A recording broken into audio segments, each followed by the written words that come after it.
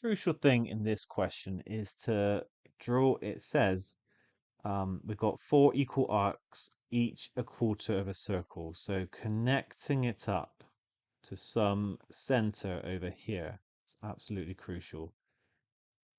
What we can then do is think about this in detail. So we know that this is a right angle, and therefore if I connect it up here, then I've got a 45 degrees here and a 45 degrees here. Drawing a line down here, that is 2, which means this length is 1. And actually that length is also going to be 1 because, like I said, it's got to be an isosceles triangle. Now we know the radius, well, we don't know the radius, so let's call it r.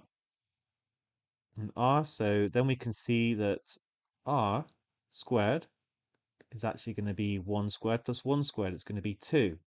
And therefore r is equal to root 2.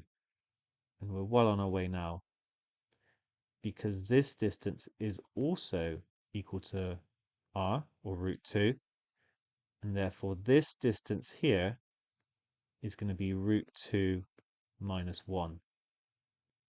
Now the reason that is useful is because we're interested in the radius of the small circle. So that is this distance here, which I'm going to call x. Now because the whole thing is 2 centimeters, if I draw a line going down the middle here, then this distance is 1. And therefore this small distance, which we've said is root 2 minus 1, is also 1 minus x. And that is how we solve the problem. 1 minus x is going to be root 2 minus 1. I can rearrange this. I can add x to both sides, then add 1 and minus root 2. X is going to be 2 minus root 2.